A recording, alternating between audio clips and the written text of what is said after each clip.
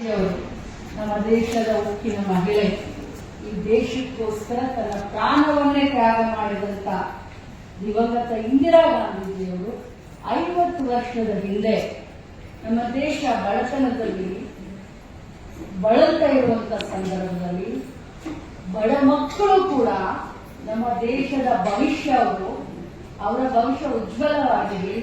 ಅವರು ಪೌಷ್ಟಿಕ ಆಹಾರವನ್ನ ತಿನ್ಲಿಕ್ಕೆ ಅವ್ರಿಗೂ ಕೂಡ ಹಕ್ಕಿದೆ.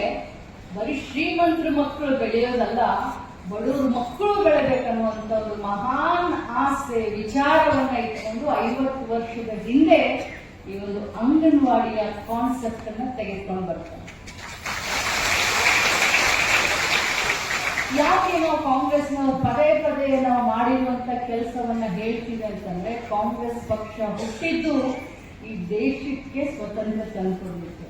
ಕಾಂಗ್ರೆಸ್ ಪಕ್ಷ ಅಧಿಕಾರ ನಡೆಸ್ತಾ ಇರೋದು ಈ ದೇಶದಲ್ಲಿ ಇರುವಂತಹ ಪ್ರತಿಯೊಬ್ಬ ನಾಗರಿಕನ ಕಷ್ಟವನ್ನ ಪರಿಹಾರ ಮಾಡಲಿಕ್ಕೆ, ಕಷ್ಟಕ್ಕೆ ಪರಿಹಾರವನ್ನ ಕಂಡುಕೊಳ್ಳೋಕೆ ಅಂತ ಬಹಳ ಹೆಮ್ಮೆಯಿಂದ ನಾವೆಲ್ಲರೂ ಭಾಷಣ ಮಾಡ್ತಾ ಇರ್ತೇವೆ. ಇವತ್ತು ಕರ್ನಾಟಕ ರಾಜ್ಯ ನಾವೆಲ್ಲರೂ ಬಹಳ ಹೆಮ್ಮೆಯನ್ನ ಪಡಬೇಕು. ಇಂದಿರಾ ಗಾಂಧೀಜಿಯವರು ಕರ್ನಾಟಕದಿಂದಲೇ ಈ ಕಾರ್ಯಕ್ರಮ ಶುರು ಮಾಡಿದ್ರು. 50 ವರ್ಷದ ಹಿಂದೆ ಟಿ ನರಸೀಪುರ ಮೈಸೂರು ಜಿಲ್ಲೆಯಲ್ಲಿ ಪ್ರಥಮ ಬಾರಿಗೆ ಇಡೀ ದೇಶದಲ್ಲಿ ಈ ಒಂದು ಅಂಗನವಾಡಿ ಶುರುವಾಯಿತು. ಅದರ ಸುವರ್ಣ ಸಂಭ್ರಮ, ಇದು ಬರೀ ಸುವರ್ಣ ಸಂಭ್ರಮ ಅಂತ ತಿಳ್ಕೊಳ್ಬೇಡಿ, 50 ವರ್ಷದ ಸುವರ್ಣ ಸಂಭ್ರಮ ಅಂತ ತಿಳ್ಕೊಳ್ಬೇಡಿ. ಮುಂದಿನ 50 ವರ್ಷಕ್ಕೆ ಒಂದು ದೊಡ್ಡ ದಾಪುಗಾಲು, ಒಂದು ಗುರುತರವಾದಂತ ಹೆಜ್ಜೆಯನ್ನು ನಮ್ಮ ಇಲಾಖೆ ಇಡ್ಲಿಕ್ಕೆ ಹೋಗ್ತಾ ಇದೆ. 3 ದೊಡ್ಡ ಕಾರ್ಯಕ್ರಮಗಳನ್ನ, 3 ಕೊಡುಗೆಗಳನ್ನ ಮಹಿಳಾ ಸಬಲೀಕರಣಕ್ಕೆ, ಮಹಿಳೆಯರನ್ನ ಆರ್ಥಿಕವಾಗಿ ಸಬಲೀಕರಣ ಮಾಡಲಿಕ್ಕೆ ಮಹಿಳಾ ಮಕ್ಕಳ ಕಲ್ಯಾಣ ಇಲಾಖೆಯಿಂದ 3 ಗುರುತರವಾದಂತ ಹೆಜ್ಜೆಯನ್ನ ನಾವು 28ನೇ ತಾರೀಕು ಇಡ್ಲಿಕ್ಕೆ ಹೋಗ್ತಾ ಇದ್ದೀವಿ. ಬಂಧುಗಳೇ, ಎಲ್ಲ ಅಕ್ಕ ತಂಗಿಯರ ಮೇಲೆ ಕುತ್ಕೊಂಡಿದ್ದೀರಿ, ಕೆಳಗಡೆ ಕುತ್ಕೊಂಡಿದ್ದೀರಿ. ಏನೋ ನಮ್ಮ ಇಲಾಖೆ ಮಂತ್ರಿಯವರು ಬಂದಿದ್ದಾರೆ ಅಂತ ಬಹಳಷ್ಟು ಸೂಕ್ಷ್ಮವಾಗಿ ನನ್ನ ಮಾತುಗಳನ್ನ ತಾವೆಲ್ಲರೂ ಗಮನಿಸ್ತಾ ಇದ್ದೀರ. ಗೃಹಲಕ್ಷ್ಮಿ ಬಗ್ಗೆ ಹೇಳ್ತಾರೆ, ಶಕ್ತಿ ಯೋಜನೆ ಬಗ್ಗೆ ಹೇಳ್ತಾರೆ. ಇಲ್ಲಿಯವರೆಗೆ ಗೃಹಲಕ್ಷ್ಮಿಯಿಂದ ನಾವು ಸುಮಾರು 22 ಕಂತುಗಳನ್ನು ಒಬ್ಬೊಬ್ಬರಿಗೆ ಕೊಟ್ಟಿದ್ದೀವಿ. 22 ಕಂತು ಅಂದ್ರೆ 44,000 ರೂಪಾಯಿ ಒಬ್ಬೊಬ್ಬರಿಗೆ, 44,000. 23ನೇ ಕಂತನ್ನು ಕೂಡ ಈಗ ಬಿಡುಗಡೆ ಮಾಡಿದ್ವಿ. 3-4 ದಿನದಲ್ಲಿ ಅದು ಕೂಡ ಅವರವರ ಖಾತೆಗೆ ಹೋಗುತ್ತೆ. ಯಾಕೆ ಈ ಮಾತನ್ನ ನಾನು ಹೇಳ್ತಾ ಇದ್ದೀನಿ? ಒಬ್ಬ ತಂದೆ ಮಗಳಿಗೆ ದುಡ್ಡನ್ನ ಕೊಡಬಹುದು, ಒಬ್ಬ ಕಷ್ಟ ಇದ್ದಾಗ ಕೊಡಬಹುದು. ಅನ್ನ ಜಾತ್ರೆಗೆ ಕರೆದ್ರೆ ಅಥವಾ ನಮ್ಮ ಕಡೆ ಪಂಚಮಿ ಹಬ್ಬ ನಾವು ಬಹಳ ಜೋರ ಮಾಡ್ತೀವಿ. ಪಂಚಮಿಗೆ ಅನ್ನ ಏನಾದ್ರೂ ತಂಗಿನ ಕರೆದ್ರೆ ಒಂದು 5,000 ರೂಪಾಯಿ ಸೀರೆ ಕೊಡಬಹುದು. ಆದ್ರೆ ಪ್ರತಿ ತಿಂಗಳು ಒಂದು ಕಮಿಟ್ಮೆಂಟ್ ನಮ್ಮ ಕಾಂಗ್ರೆಸ್ ಪಕ್ಷಕ್ಕಿದೆ, ನಮ್ಮ ಇಲಾಖೆಗಿದೆ, ನಮಗೆ ಬದ್ಧತೆ ಇದೆ, ಸಾಮಾಜಿಕ ಕಾಳಜಿ ಇದೆ ಅಂತ ಹೇಳಿ ಇಲ್ಲಿವರೆಗೆ 44,000 ಹಾಕಿ 46,000ಕ್ಕೂ ಕೂಡ ಸೈನ್ ಮಾಡಿ ಬಂದಿದ್ದೀನಿ ಅಂತಂದ್ರೆ ಇದು ನಮ್ಮ ಬದ್ಧತೆಯನ್ನು ತೋರಿಸುತ್ತೇವೆ. ನಿಮ್ಮ ಬಗ್ಗೆ ಇರುವಂತಹ ಕಾಳಜಿ, ನಿಮ್ಮ ಬಗ್ಗೆ ಇರುವಂತ ಪ್ರೀತಿ, ನಿಮ್ಮನ್ನ ಎದ್ದು ನಿಲ್ಲಿಸಬೇಕು, ಶಕ್ತಿಯನ್ನ ಕೊಡಬೇಕು. ಶಕ್ತಿವಂತರಿಗೆ ಎಷ್ಟಂತ ಶಕ್ತಿ ಕೊಡೋಕ್ಕಾಗತ್ತೆ? ನೋ, ತುಳಿತಕ್ಕೆ ಒಳಗಾದಂತ, ಧ್ವನಿ ಇಲ್ಲದಂತ ಈ ಒಂದು ಮಹಿಳೆಯರನ್ನ ಮುಖ್ಯವಾಹಿನಿಗೆ ತೆಗೆದುಕೊಂಡು ಬರಬೇಕು. ಅಲ್ಲಿಂದ ಹಿಡ್ಕೊಂಡು ಇಲ್ಲಿವರೆಗೆ ನಾನು ನಮ್ಮ ಪಕ್ಷ ಮಾಡಿದಂತ ಮಹಿಳೆಯರಿಗೋಸ್ಕರ ಮಾಡಿದಂತ ಯೋಜನೆಗಳನ್ನ ನಾನು ಹೇಳಲಿಕ್ಕೆ ಹೊರಟ್ರೆ ಟೈಮ್ ಸಾಲೋದಿಲ್ಲ. ಆದ್ರೆ ಕೃತಜ್ಞತಾ ಭಾವನೆ ನಮಗೂ ಇರಬೇಕು. ಹೌದಪ್ಪ, ಯಾರು ನಮಗೋಸ್ಕರ ವಿಚಾರ ಮಾಡ್ತಾ ಇದ್ದಾರೆ? ಒಬ್ಬ ಅಣ್ಣನ ಸ್ಥಾನದಲ್ಲಿ ನಿಂತ್ಕೊಂಡು, ಒಬ್ಬ ತಂದೆಯ ಸ್ಥಾನದಲ್ಲಿ ನಿಂತ್ಕೊಂಡು ಅವರ ಬಗ್ಗೆ ಕೃತಜ್ಞತಾ ಭಾವನೆ ನಿಮಗೂ ಇರಬೇಕು. ಆ ಭಾವನೆ ಹೆಣ್ಮಕ್ಳಲ್ಲಿ ಇರುತ್ತೆ. ಯಾಕಂದ್ರೆ ನಮಗೆ ಯಾರಾದ್ರೂ ಒಂದು ಕಪ್ ಟೀ ಕುಡಿಸಿದ್ರೆ, ಒಂದು ಕಪ್ ಕಾಫಿ ಕೊಟ್ರೆ, ಅದು ಆ ಕಾಫಿ ಕುಡ್ದಿದ್ದನ್ನ ನಾವು ಯಾವಾಗ ಇಳಿಸ್ತೀವಿ, ಅವ್ರನ್ನ ಮನೆಗೆ ಕರೆದು ಯಾವಾಗ ಅವ್ರಿಗೆ ಕಾಫಿ ಕೊಡ್ತೀವಿ ಅನ್ನೋಷ್ಟು ಸೂಕ್ಷ್ಮ ಜನ ಯಾರಾದ್ರೂ ಇದ್ರೆ ಅದು ಮಹಿಳೆಯರು. ಅಂಥದ್ದು ನಮ್ಮ ಸ್ವಾಭಿಮಾನಿಗಳು, ಬಹಳಷ್ಟು ಸ್ವಾಭಿಮಾನಿಗಳಲ್ಲಮ್ಮ. ಅಂಥದ್ರಲ್ಲಿ ಸರ್ಕಾರ ಇವತ್ತು ಒಬ್ಬೊಬ್ಬರಿಗೆ ಒಂದೊಂದು ಕುಟುಂಬ ಸಾವಿರ ಗೃಹಲಕ್ಷ್ಮಿಯಿಂದ ಬರೀ ನಮ್ಮ ರಾಜ್ಯದಲ್ಲಿ ಸುಮಾರು 1,52,00,000 ಕುಟುಂಬಗಳಿವೆ. ನಮ್ಮ ರಾಜ್ಯದಲ್ಲಿ, ಇಡೀ ಕರ್ನಾಟಕ ರಾಜ್ಯದಲ್ಲಿ 1,52,00,000 ಕುಟುಂಬದಲ್ಲಿ 1,27,00,000ಕ್ಕೆ ಗೃಹಲಕ್ಷ್ಮಿ ಹೋಗುತ್ತೆ. ಉಳಿದಷ್ಟು ಒಂದು 25 ಲಕ್ಷ. 25 ಲಕ್ಷ ಜನ ಅವರು ಸಂಪಾದಿಗೆ ತಾವು ಇದ್ದಾರೆ. ಮತ್ತು 1,27,00,000 ಕುಟುಂಬದ ಯಜಮಾನಿಗಳಿಗೆ ಅದಕ್ಕೆ ಇವರೆಲ್ಲ ಗೃಹಲಕ್ಷ್ಮಿ ಅಂತ ಹೇಳೋದು. ಆದ್ರೆ ಪಂಚಾಯಿತಿಯಿಂದ ಹಿಡ್ಕೊಂಡು ಇವತ್ತು ಜಿಲ್ಲಾ ಪಂಚಾಯಿತಿಯವರೆಗೆ ಮಹಿಳೆಯರಿಗೆ ಅಧಿಕಾರ ಕೊಡೋದು. ಅಂಗನವಾಡಿಗಳನ್ನ ಶುರು ಮಾಡಿದ್ದು ಕಾಂಗ್ರೆಸ್. ಮಹಿಳೆಯರ ಕೈಗೆ ಅಧಿಕಾರವನ್ನು ಕೊಡಬೇಕಂತ ಹೇಳಿದ್ದು ಕಾಂಗ್ರೆಸ್. ಅಂಗನವಾಡಿ ಕಾರ್ಯಕರ್ತರನ್ನ ಮಾಡಿದ್ದು ಕಾಂಗ್ರೆಸ್. ಆಶಾ ಕಾರ್ಯಕರ್ತರನ್ನ ಮಾಡಿದ್ದು ಕಾಂಗ್ರೆಸ್.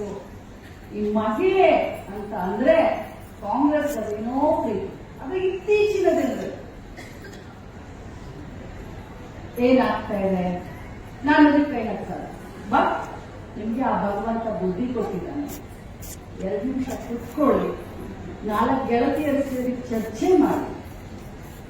ಚರ್ಚೆ ಮಾಡಿ ನಿಮ್ಗೇನು ಒಳ್ಳೇದನ್ಸುತ್ತೋ ಅದನ್ನು ನೀವು ಮಾಡಿ, ನೀವು ಒಳ್ಳೆ ಡಿಸಿಷನ್ ತಗೊಳ್ತೀರಾ ಅಂತ ನಾನು ಇಲ್ಲಿಗೆ ಕೈ ಕೊಡ್ತೀನಿ. ಬಂಧುಗಳು, ಮುಂಬರುವಂತ 28ನೇ ತಾರೀಕಿನ ಕಾರ್ಯಕ್ರಮಕ್ಕೆ ವೈಯಕ್ತಿಕವಾಗಿ ಇಲಾಖೆಯ ಮಂತ್ರಿಯಾಗಿ, ನಿಮ್ಮ ಅಕ್ಕ ಆಗಿ, ನಿಮ್ಮ ಸಹೋದ್ಯೋಗಿಯಾಗಿ, ನಿಮ್ಮ ತಂಗಿಯಾಗಿ ನಿಮ್ಮೆಲ್ಲರೂ ಆಹ್ವಾನ ಮಾಡಲಿಕ್ಕೆ ಬನ್ನಿ. ಬೆಂಗಳೂರಿಗೆ ಬನ್ನಿ. ಅರಮನೆ ಮೈದಾನದಲ್ಲಿ ನಮ್ಮ ತನವನ್ನ, ನಮ್ಮ ಅಂಗನವಾಡಿ ಈ ಒಂದು ಸಂಭ್ರಮವನ್ನ ನಾವು ನೀವೆಲ್ಲರೂ ಸೇರ್ಕೊಂಡು ಆಚರಣೆ ಮಾಡೋಣ. ನೀವೆಲ್ಲರೂ ಕೂಡ ಬೆಂಗಳೂರು ಬರಬೇಕು ಅಂತ ಆಹ್ವಾನ ಕೊಡಲಿಕ್ಕೆ ನಾನು ಬಂದಿದ್ದೇನೆ. 3 ಕಾರ್ಯಕ್ರಮಗಳು. ಒಂದು ಅಕ್ಕ ಪಡೆ, ಇನ್ನೊಂದು ಗೃಹಲಕ್ಷ್ಮಿ ಸಹಕಾರಿ ವಿವಿಧ ದೇಶದ ಒಂದು ಸಂಘ, ಇನ್ನೊಂದು LKG UKG ಬಗ್ಗೆ ತಮಗೆ ಈಗಾಗಲೇ ಗೊತ್ತಿದೆ. ಕಳೆದ 1 ವರ್ಷದಿಂದ ಸತತ ಪ್ರಯತ್ನ ಮಾಡಿ ಒಂದು ಹಂತಕ್ಕೆ ಅದನ್ನು ತಂದಿರಿಸಿದ್ದೀನಿ. ಇನ್ನು ಅಕ್ಕ ಪಡೆಯ ವಿಶೇಷತೆ ಏನು ಅಂತಂದ್ರೆ, ಇಡೀ ರಾಜ್ಯದಲ್ಲಿ ಅಕ್ಕ ಪಡೆ ಅಂತ ಒಂದು ವಿನೂತನವಾದಂತಹ ಕಾರ್ಯಕ್ರಮ ನಮ್ಮ ಇಲಾಖೆಯಿಂದ ಸಖಿ ಒನ್ ಸ್ಟಾಪ್ ಸೆಂಟರ್ ನಾವು ನಡೆಸ್ತೀವಿ, ಸಾಂತ್ವನ ಕೇಂದ್ರಗಳನ್ನ ನಡೆಸ್ತೀವಿ. ನೊಂದಂತ ಮಹಿಳೆಯ ಕಣ್ಣೀರನ್ನ ಒರೆಸಲಿಕ್ಕೆ ನಮ್ಮ ಕೈಯಿಂದ, ನಮ್ಮ ಇಲಾಖೆ ಕೈಯಿಂದ ಎಷ್ಟು ಸಾಧ್ಯ ಇದೆ ಅದನ್ನು ನಾವು ಮಾಡ್ತೀವಿ. ಆದ್ರೆ ವಿಶೇಷವಾಗಿ ಅಕ್ಕ ಪಡೆ ಅಂತಂದ್ರೆ ಜಸ್ಟ್ ಲೈಕ್ ಯಾವ ರೀತಿ ಪೊಲೀಸ್ ಇಲಾಖೆ ಕೆಲಸ ಮಾಡುತ್ತೋ ಅದೇ ರೀತಿ ಮಹಿಳಾ ಮಕ್ಕಳ ಕಲ್ಯಾಣ ಇಲಾಖೆ ಮತ್ತು ಗೃಹ ಇಲಾಖೆಯ ಸಹಕಾರದೊಂದಿಗೆ, ಅವರ ಒಂದು ಸಹಾಯದೊಂದಿಗೆ ಮಹಿಳಾ ಮಕ್ಕಳ ಕಲ್ಯಾಣ ಇಲಾಖೆ ಅಕ್ಕ ಪಡೆಯನ್ನು ತರ್ತಾರೆ. ಪ್ರತಿಯೊಂದು ಜಿಲ್ಲೆ, 31 ಜಿಲ್ಲೆಯಲ್ಲಿ ಅಕ್ಕ ಪಡೆಯನ್ನು ನಾವು 28ರಿಂದ ಚಾಲನೆ ತರ್ತಾ ಇದ್ದೀವಿ. 10 ಜನ ಮಹಿಳೆಯರಿರ್ತಾರೆ. ಹೋಮ್ ಗಾರ್ಡ್ಸು, NCC ಕೆಡೆಟ್ಸ್ಗಳು, 10 ಜನ ಮಹಿಳೆಯರು ಡಿಸ್ಟ್ರಿಕ್ಟ್ ಹೆಡ್ ಕ್ವಾರ್ಟರ್ಸ್ ನಲ್ಲಿ ಪ್ರತಿಯೊಂದು ಕಾಲೇಜ್ಗೆ ಹೋಗಿ ಭೇಟಿ ಕೊಡ್ತಾರೆ, ಪ್ರತಿಯೊಂದು ಸ್ಕೂಲ್ಗೆ ಹೋಗಿ ಭೇಟಿ ಕೊಡ್ತಾರೆ, ದೇವಸ್ಥಾನಗಳಲ್ಲಿ ಗಸ್ತಿರ್ತಾರೆ, ಗಾರ್ಡನ್ ಹತ್ರ ಗಸ್ತಿರ್ತಾರೆ, ಸಿನಿಮಾ ಥಿಯೇಟರ್ಗಳ ಹತ್ರ ಹೋಗ್ತಾರೆ, ಮಹಿಳಾ ಹಾಸ್ಟೆಲ್ ಹತ್ರ ಹೋಗ್ತಾರೆ.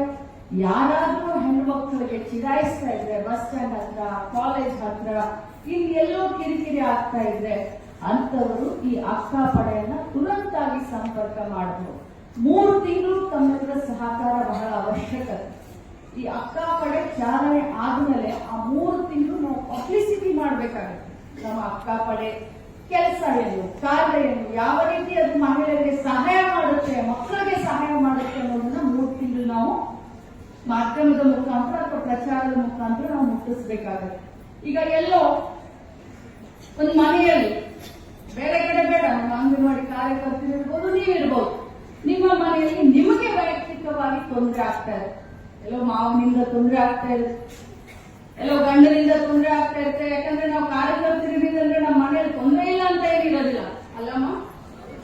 ಆದ್ರೆ ನಮ್ಗೆ ಹೇಳ್ಕೊಳಕ್ಕೆ ಮುಜುಗರ ಆಗುತ್ತೆ. ಎಲ್ಲಪ್ಪ ನನ್ನ ಮರ್ಯಾದೆ ಪ್ರಶ್ನೆ, ನಾನು ಪೊಲೀಸ್ ಸ್ಟೇಷನ್ಗೆ ಹೋಗ್ಬಿಟ್ರೆ ನನ್ನ ಮರ್ಯಾದೆ ಏನಾಗಬೇಕು, ನಾನು ಸಾಂತ್ವನ ಕೇಂದ್ರಕ್ಕೆ ಹೋದ್ರೆ ನಾನು ಬೇರೆ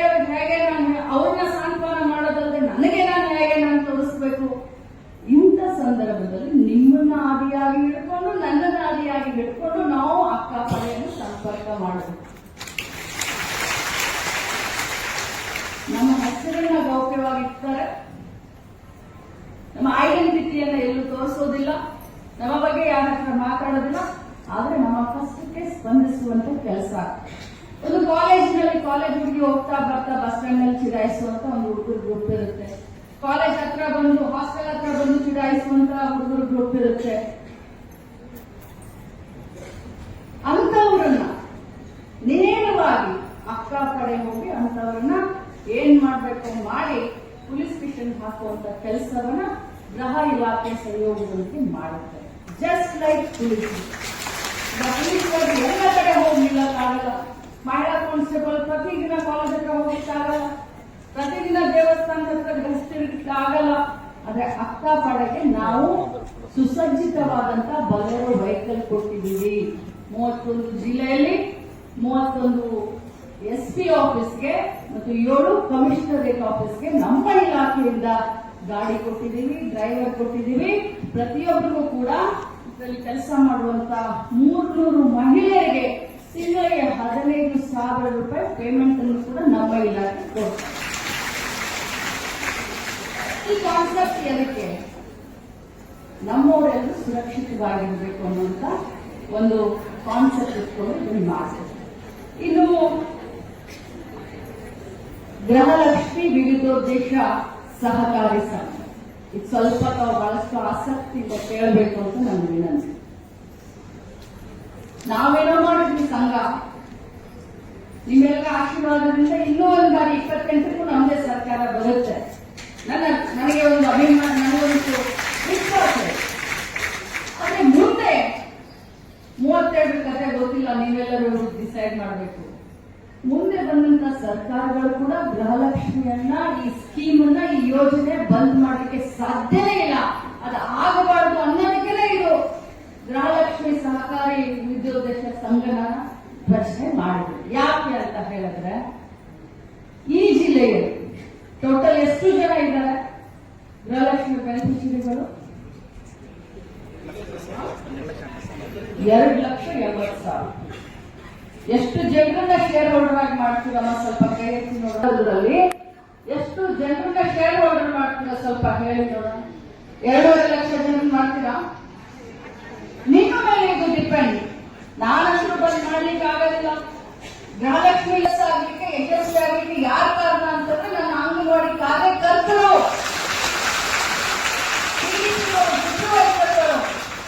ಸಹಾಯಕಿಯರು. ನೀವು ಹೋಗಿ ಇದನ್ನ ಇಷ್ಟೊಂದು ಯಶಸ್ವಿ ಮಾಡಲಿಕ್ಕೆ ಸಾಧ್ಯ ಆಯಿತು. ಅದೇ ರೀತಿ ಬ್ಯಾಂಕ್ ಅನ್ನು ಕೂಡ ನಾವು ಯಾವ ರೀತಿ ಮಾಡಬೇಕು ಅಂದ್ರೆ, ಫಸ್ಟ್ 1,000 ರೂಪಾಯಿ ಕೊಟ್ಟು ಶೇರ್ ಹೋಲ್ಡರ್ ಆಗಬೇಕು. ಪ್ರತಿಯೊಬ್ಬರು ಕೂಡ ಶೇರ್ ಹೋಲ್ಡರ್ ಆಗಬೇಕು. 1,000 ರೂಪಾಯಿ ಕೊಟ್ಟು, ಅದಾದ್ಮೇಲೆ 200 ರೂಪಾಯಿ ಕೊಟ್ಟು 6 ತಿಂಗಳವರೆಗೂ 200 ಕಟ್ಟಬೇಕು. ಅದು 200 ಅದು ಕಂಟಿನ್ಯೂ ಆಗಿ ಕಟ್ಟಬೇಕು. ಬಟ್ 6 ತಿಂಗಳು 200 ರೂಪಾಯಿ, ಪ್ರತಿ ತಿಂಗಳು 200 ಕಟ್ಕೊಂಡು ಹೋದ್ರೆ ಅವರು ಲೋನ್ ತಗೊಳ್ಳಕ್ಕೆ ಅವರು ಎಲಿಜಿಬಲ್ ಆಗ್ತಾರೆ. 1,000 ರೂಪಾಯಿ ಕಟ್ಟಿ ಶೇರ್ ಹೋಲ್ಡರ್, 6 ತಿಂಗಳು 200 ರೂಪಾಯಿ ಕಟ್ಕೊಂಡು ಹೋದ್ರೆ ಅವರು ಲೋನ್ ತೆಗೆದುಕೊಳ್ಳಕ್ಕೆ ಎಲಿಜಿಬಲ್ ಆಗ್ತಾರೆ. ನಾವು ಇದನ್ನ ಸಂಘ ಮಾಡ್ತಾ ಇಲ್ಲ. ನೀವು 20 ಜನರನ್ನ ತೆಗೆದುಕೊಂಡು ಬಂದ್ರೆ ನಿಮ್ಗೆ ಲೋನ್ ಕೊಡ್ತೀನಿ, 10 ಜನರನ್ನ ತೆಗೆದುಕೊಂಡು ಬಂದ್ರೆ ಲೋನ್ ಕೊಡ್ತೀನಿ. ನೋ, ಇಂಡಿವಿಜುವಲ್ ಲೋನ್ ಕೊಡ್ತೀವಿ. ನಾವು ವೈಯಕ್ತಿಕವಾದಂತಹ ಲೋನ್ ಕೊಡ್ತೀವಿ. 30,000ದಿಂದ 3 ಲಕ್ಷದವರೆಗೆ, ಅನಿವಾರ್ಯ ಪರಿಸ್ಥಿತಿ ಇದ್ರೆ 6 ಲಕ್ಷದವರೆಗೆ ನ್ಯಾಷನಲೈಸ್ಡ್ ಬ್ಯಾಂಕ್ ಬಡ್ಡಿ ದರದಲ್ಲಿ, ನ್ಯಾಷನಲೈಸ್ಡ್ ಬ್ಯಾಂಕ್ ಬಡ್ಡಿ ದರ, ಕೋಆಪರೇಟಿವ್ ಬ್ಯಾಂಕ್ ಆದ್ರೂ ಕೂಡ ನಾವು ಮಹಿಳೆಯರಿಗೆ ಅನುಕೂಲ ಆಗಬೇಕು ಅಂತ ಇವತ್ತು ನಾವು ಮಹಿಳಾ ಅಭಿವೃದ್ಧಿ ನಿಗಮದಿಂದ ಉದ್ಯೋಗಿನಿಯನ್ನ ಕೊಟ್ಟರು 2 ವರ್ಷ ನಮಗೆ ಲೋನ್ ಕೊಡೋದಿಲ್ಲ, ಓಡಾಡಿಸ್ತಾರೆ ನಮ್ಮನ್ನ. ಹಾಗೆ ಆ ಉದ್ಯೋಗಿನಿ ಸ್ಕೀಮ್ ಅನ್ನು ಕೂಡ ನಮ್ಮ ಗೃಹಲಕ್ಷ್ಮಿ ಬ್ಯಾಂಕ್ ಅಡಿಯಲ್ಲಿ ತೆಗೆದುಕೊಂಡು ಬಂದ್ರೆ ಅತ್ಯಂತ ಕಡಿಮೆ ದಿನದಲ್ಲಿ, ಅತ್ಯಂತ ಕಡಿಮೆ ಪತ್ರ ವ್ಯವಹಾರದ ಜೊತೆಯಲ್ಲಿ ನಾವು ಅವರಿಗೆ ಲೋನ್ ಕೊಡುವಂತ ಕೆಲಸ ಮಾಡ್ತೀವಿ. ಆರೋಗ್ಯಕ್ಕೋಸ್ಕರ ಲೋನ್ ಅನ್ನ ಕೊಡ್ತೀವಿ, ಶಿಕ್ಷಣಕ್ಕೋಸ್ಕರ ಲೋನ್ ಅನ್ನ ಕೊಡ್ತೀವಿ, ಮನೆ ಕಟ್ಟಬೇಕು ಅಂದ್ರೆ ಲೋನ್ ಕೊಡ್ತೀವಿ, ಮಕ್ಕಳ ವಿದ್ಯಾಭ್ಯಾಸಕ್ಕೆ ಅಂದ್ರೆ ಲೋನ್ ಕೊಡ್ತೀವಿ, ಅಥವಾ ಕೃಷಿ ಏನಾದ್ರೂ ನಾವು ಮಾಡ್ತೀವಿ ಅಂದ್ರೆ ಕೊಡ್ತೀವಿ, ಹೈನುಗಾರಿಕೆ ಮಾಡ್ತೀವಿ ಅಂದ್ರೆ ಕೊಡ್ತೀವಿ, ವ್ಯವಹಾರದಲ್ಲಿ ನೀವೇನಾದ್ರೂ ತೊಡಗಿಸ್ಕೊಳ್ತೀವಿ ಅಂತಂದ್ರೆ ಮಾಡ್ಕೊಡ್ತೀವಿ. ಗುಡಿ ಕೈಗಾರಿಕೆ ಇರಬಹುದು, ಸ್ಮಾಲ್ ಏನಾದ್ರೂ ನೀವು ಮನೆಯಲ್ಲಿ ಕೂತ್ಕೊಂಡು ನಾವು 3 ಲಕ್ಷದವರೆಗೂ ನಾವು ವ್ಯಾಪಾರ ಮಾಡ್ತೀವಿ, ಏನೋ ಮಾಡ್ತೀವಿ ಅಂದ್ರೂ ಕೂಡ ನಿಮಗೆ ನ್ಯಾಷನಲೈಸ್ ಬ್ಯಾಂಕ್ ಬಡ್ಡಿ ದರದಲ್ಲಿ ನಿಮಗೆ ದುಡ್ಡನ್ನ ಕೊಡ್ತೀವಿ. ನಾನು ರಾಮನಗರ ಜಿಲ್ಲೆಯಿಂದ 2,80,000 ಜನ ಇದ್ದಾರೆ ಅಂತಂದ್ರೆ ಈ 4-5 ದಿನದಲ್ಲಿ ನಮ್ಮ ಅಫಿಷಿಯಲ್ ಪ್ರಕ್ರಿಯೆ ಮುಗಿದು ಹೋಗುತ್ತೆ. ಡೈರೆಕ್ಟರ್, ಚೇರ್ಮನ್ ಆ ಒಂದು ಎಲೆಕ್ಷನ್ ಆದ್ಮೇಲೆ ಅದೊಂದು ಪ್ರಕ್ರಿಯೆ ನಡೀತಾ ಇದೆ. ನಾನು ಇನ್ನೊಂದು ವಾರದಲ್ಲಿ ನಿಮಗೆ ಶೇರ್ ಕಲೆಕ್ಟ್ ಮಾಡಬೇಕು ಅಂತ ಹೇಳ್ತೀನಿ. ಈ ಟ್ರಾನ್ಸಾಕ್ಷನ್ ಗೃಹಲಕ್ಷ್ಮಿ ಯಾವ ರೀತಿ ಇತ್ತು, without cash transaction, like cashless transaction ಅಂತ ಹೇಳ್ತೀವಿ. ಯಾರು ಕೂಡ ದುಡ್ಡು ನೇರವಾಗಿ ತೆಗೆದುಕೊಳ್ಳಿಕ್ಕೆ ಆಗೋದಿಲ್ಲ. ಫೋನ್ ಪೇ ಮುಖಾಂತರ ಮಾಡಬೇಕು, QR ಕೋಡ್ ಮುಖಾಂತರ ಸ್ಕ್ಯಾನಿಂಗ್ ಮಾಡೋದ್ರಿಂದ ನೇರವಾಗಿ ನಮ್ಮ ಒಂದು ಗೃಹಲಕ್ಷ್ಮಿ ಬ್ಯಾಂಕ್ ಅಕೌಂಟ್ಗೆ ಶೇರ್ ಹೋಲ್ಡರ್ ಬರೋ ರೀತಿ ತಾವು ಅದಕ್ಕೆ ಸಹಕಾರ ಕೊಡಬೇಕು. ಅವರು ಶೇರ್ ಹೋಲ್ಡರ್ ಆದ ತಕ್ಷಣ ಅವರಿಗೆ ಒಂದು ರಿಸಿಪ್ಟ್ ಜನರೇಟ್ ಆಗುತ್ತೆ, ಅವರು ಶೇರ್ ಹೋಲ್ಡರ್ ಅಂತ ಹೇಳಿ ಅದನ್ನ ಅವರು ಪ್ರಿಂಟ್ ಹಾಕಿಸ್ಕೊಂಡು ಅದನ್ನ ಯಾವ ರೀತಿ ಗೃಹಲಕ್ಷ್ಮಿ ಫಲಾನುಭವಿಗಳು ಇಟ್ಕೊಂಡಿದ್ದಾರೋ ಆರ್ಡರ್ ಕಾಪಿನ, ಅದೇ ರೀತಿ ಶೇರ್ ಕಾಪಿ ಕೂಡ ಅವರು ಇಟ್ಕೊಳ್ಬಹುದು. ಸೊ ಇವು ಬಹಳ ಅತ್ಯುತ್ತಮವಾದಂತಹ ಕಾರ್ಯಕ್ರಮಗಳನ್ನ ಮಾಡಲಿಕ್ಕೆ ಹೊರಟಿದ್ದೇವೆ. ತಾವೆಲ್ಲರೂ ಬಂದು ಕಾರ್ಯಕ್ರಮದಲ್ಲಿ ಭಾಗವಹಿಸಿ ಅದನ್ನ ಯಶಸ್ವಿಗೊಳಿಸಬೇಕು ಅಂತ ತಮ್ಮನ್ನೆಲ್ಲರನ್ನು ಕೋರ್ತಾ, ರಾಮನಗರ ಜಿಲ್ಲೆ ಪೊಲಿಟಿಕಲ್ ನಮ್ಮ ಬುದ್ಧಿಮತ್ತ ಬೇರೆ ಜಿಲ್ಲೆಗೆ ನಾವು ಹೋಲಿಸಿದ್ರೆ ನಾವು ಬಹಳಷ್ಟು ಬುದ್ಧಿವಂತರು, ಪೊಲಿಟಿಕಲ್ ಆಗಿ ಬಹಳಷ್ಟು ತಿಳ್ಕೊಂಡಂತವ್ರು. ತಮ್ಮ ಪ್ರತಿಯೊಂದು ಮನೆಯಲ್ಲಿ ಈ ಜಿಲ್ಲೆಯಲ್ಲಿ ಕಾರ್ಯಕರ್ತರು ಯಾರು ಇಲ್ಲ ಅನ್ಕೊಂಡಿದ್ರು. ಈ ಜಿಲ್ಲೆಯಲ್ಲಿ ಪ್ರತಿಯೊಬ್ಬರು ನಾಯಕರಾಗುವಂತ ಗುಣವನ್ನೇ ಇಟ್ಕೊಂಡು ಹುಟ್ಟಿದವರು. ಆದ್ರೆ ಅವರೆಲ್ಲ ಹುಟ್ಟಲಿಕ್ಕೆ ಒಂದು ಕಾರಣ ಅಲ್ಲ, ಎಷ್ಟೊಂದು ತಾಯಿಯಂದ್ರೆ ಎಷ್ಟೊಂದು ಒಳ್ಳೆಯದಿರ್ಬೋದು ಬೆಳೆಸಲಿಕ್ಕೆ, ಅದನ್ನು ತಾವು ವಿಚಾರ ಮಾಡಿ. ಈ ಜಿಲ್ಲೆಯಲ್ಲಿ ಮುಖ್ಯಮಂತ್ರಿಗಳನ್ನು ಕೊಟ್ಟರು ಸರಿ, ಆದ್ರೆ ತಾಯಿಗಳೇ ಬೆಳೆಸಿರ್ತಾರೆ, ಅದನ್ನು ಕೂಡ ನಾವೆಲ್ಲರೂ ವಿಚಾರ ಮಾಡಬೇಕಾಗುತ್ತೆ. ಒಳ್ಳೇದಾಗಲಿ ಅಂತ ಹೇಳಲಿಕ್ಕೆ ಬಯಸ್ತೇನೆ. ರಾಜ್ಯದಲ್ಲಿ ಕಾಂಗ್ರೆಸ್ ಪಕ್ಷದ ಸರ್ಕಾರ ಬಂದ ಮೇಲೆ ವಿರೋಧ ಪಕ್ಷದವರು ಎಷ್ಟೇ ಏನೇ ಟೀಕೆ ಮಾಡಿದ್ರು ಕೂಡ ನಾವು ಕಿವಿ ಕೊಡ್ಲಿಲ್ಲ. ಬಿಹಾರದಲ್ಲಿ 10,000 ಹಾಕಿ ಬಂತು, ಮಹಿಳೆಯರು ಓಡ್ ಹೋದ್ರು. ಆದ್ರೆ 44,000 ಹಾಕಿನೂ ಕೂಡ ನಿಮ್ಮ ಎದುರುಗಡೆ ವಿನಮ್ರತೆಯಿಂದ ವಿಚಾರ ಮಾಡಿ ಅಂತ ಹೇಳ್ತಾ ಇದ್ದೇವೆ ಹೊರತಾಗಿ ನಿಮ್ಗೆ ನೋಡಿ ಅಂತ ಹೇಳ್ತಾ ಇಲ್ಲ, ನಾವು ಬಂದ್ ಮಾಡ್ತೀವಿ ಅಂತ ಹೇಳ್ತಾ ಇಲ್ಲ. ಮಹಾರಾಷ್ಟ್ರದಲ್ಲಿ ಒಂದು ಉದಾಹರಣೆ ಕೊಟ್ಟು ನಾನು ನನ್ನ ಮಾತನ್ನ ನಿಲ್ಲಿಸ್ತೀನಿ. ಯಾಕಂದ್ರೆ ಮಹಾರಾಷ್ಟ್ರಕ್ಕೆ ನಾನು ಬಾರ್ಡರ್, ಬೆಳಗಾವಿ ಮಹಾರಾಷ್ಟ್ರ ಬಾರ್ಡರ್. ನಾನು ಮಹಾರಾಷ್ಟ್ರದಲ್ಲಿ ಲಾಡ್ಲಿ ಬಹನ ಅಂತ ಹೇಳಿ ಯಾವ ರೀತಿ ನಾವು ಗೃಹಲಕ್ಷ್ಮಿ ನಮ್ಮ ರಾಜ್ಯದಲ್ಲಿ ಮಾಡಿದ್ವೋ, ಬಿಜೆಪಿ ನಮ್ಗೆ ಯಾವತ್ತಿದ್ರೂ ಕಾಪಿ ಮಾಡುತ್ತೆ. ನಮ್ಮ ಕಾರ್ಯಕ್ರಮಗಳನ್ನ ಬರೀ ಕಾಪಿ ಮಾಡ್ತಾ ಇರುತ್ತೆ.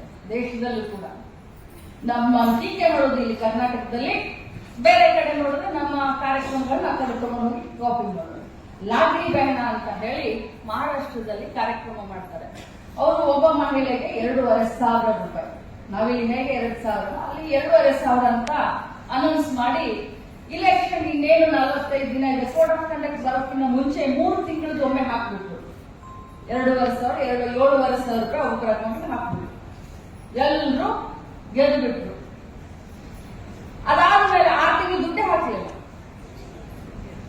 6 ತಿಂಗಳು ದುಡ್ಡೇ ಹಾಕ್ಲಿಲ್ಲ. 6 ತಿಂಗಳು ಆದ್ಮೇಲೆ 3.5 ಕೋಟಿ ಏನೋ ಬೆನಿಫಿಷರಿ ಇದ್ರು.